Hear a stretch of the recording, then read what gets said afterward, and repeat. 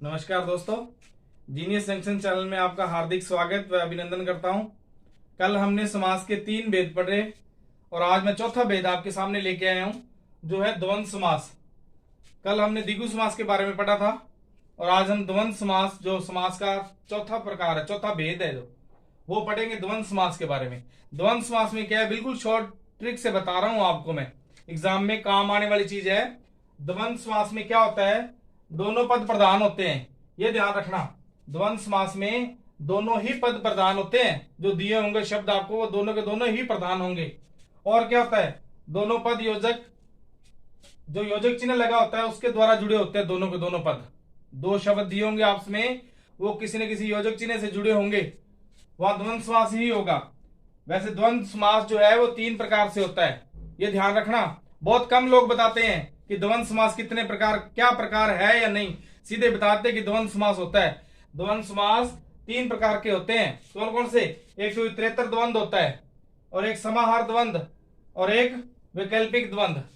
ये ध्यान रखना, कई बार एग्जाम में इनमें से अंदर से क्वेश्चन पूछता है, जो बड़े एग्जाम, कंपटीशन एग्जाम आते हैं उनमें से पूछा जाता है कि कोई एक उदाहरण दे देगा आपको कि निम्न में से उत्तरेतर द्वंद्व का उदाहरण कौन सा है, या समाहार द्वंद्व कौन सा है निम्न में से।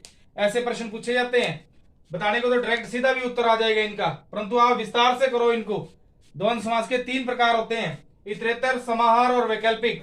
अब सबसे पहले इतरेतर द्वंद्व का देखो। जब कभी भी इतरेतर द्वंद्व के अंदर विग्रह करोगे, समास विग्रह जब करोगे, और शब्द लगा देना है उसके अंदर, ये ध्यान रखो। देखो उदाहरण के लिए दाल, और ये देखो योजक चिन्ह लगा हुआ है। वैसे तो ये पहचान है आपकी, ये निशान आते ही आप समझ जाना कि वहां द्वंद्व समास ही आएगा। अगर सीधा आपसे पूछे तो कि निम्न में से द्वंद्व समास कौन सा है, ये निशान आएगा तो वहां द्वंद्व समास ही होगा, योजक चिन्ह लगा होगा बीच में, ध्यान रखना। ये देखो दाल बीच में लगा हुआ है ना, फिर रोटी, इसका समास विग्रह कैसे करेंगे आपको मैंने बता दिया। और लगाना है, क्या बन जाएगा इसका, दाल और रोटी, ये बना देना। देखो मैंने और लगा दिया, योजक चिन्ह को हटाकर और लगा देना है। अगर बाई चांस एग्जाम में और लगा हो, जैसे दाल और रोटी दिया हो, तो आप योजक चिन्ह द्वारा जोड़ सकते हो उसको और हटाकर। अगर एग्जाम में जो भी आपको उदाहरण दे रखा हो, अगर इस प्रकार से दिया हो, तो ये और हटाकर योजक चिन्ह लग जाएगा, और योजक चिन्ह हटाकर और लगता है हमेशा, वह द्वंद्व समास ही होता है, ये ध्यान रखना।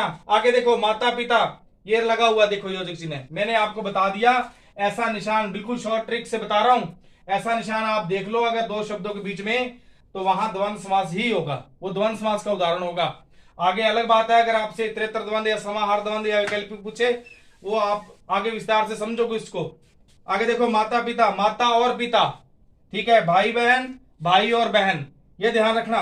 और एक चीज, अपूर्ण संख्याएं इतरेतर द्वंद्व में ही आती है, अपूर्ण संख्याएं।